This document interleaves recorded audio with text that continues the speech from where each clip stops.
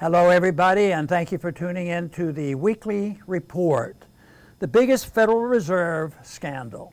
Following revelations that Federal Reserve officials made trades in financial assets while the Fed was taking extraordinary efforts to stimulate the economy, Federal Reserve Chairman Jerome Powell ordered a review of the Fed's ethics rules.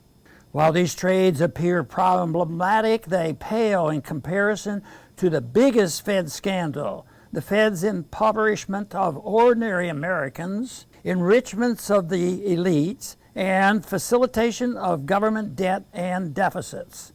The depression induced by coronavirus, though really caused by so-called public health actions government took in response, was the official reason for the Fed's increased asset purchases last year.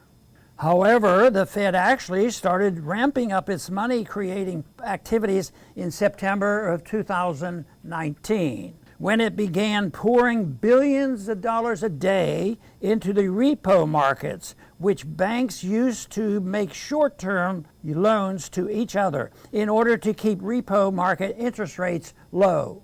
Coronavirus was just a convenient excuse for the Fed to do more of what it was already doing. Now the Fed is using the limited reopening as a scapegoat for rising prices. Of course, anyone who understands Austrian economics and understands that rising prices are a symptom, not a cause of inflation. Inflation is the very act of money creation by the Fed. Rising prices that diminish the average American standard of living are not the only result of the Fed's manipulation of the money supply. The manipulation distorts economic signals, producing results including booms, bubbles, and busts.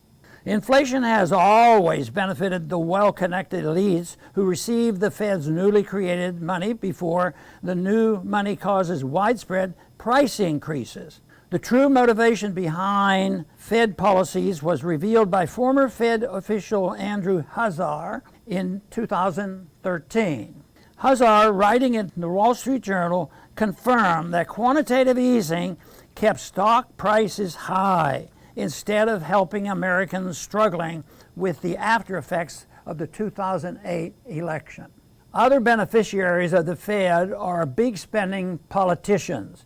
The Federal Reserve's purchase of federal debt instruments keeps the federal government debt servicing cost manageable. This is why, despite Chairman Powell's recent suggestion that the Fed will soon begin tapering its purchases of treasuries, the Fed is unlikely to significantly reduce its purchase of treasuries or allow interest rates to significantly increase.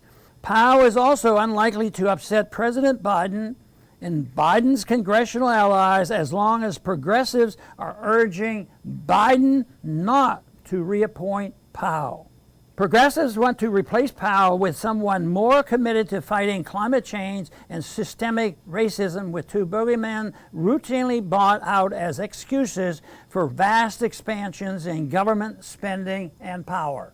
Another major scandal involving the Fed is Congress's refusal to pass the Audit the Fed bill and let the American people know the truth about the Fed's operations. Audit the Fed authorizes a Government Accountability Office audit of the Fed's dealing with foreign governments and central banks, the Fed's discount window operations, reserves of members' banks and security credit, interest on deposits, and open market transactions.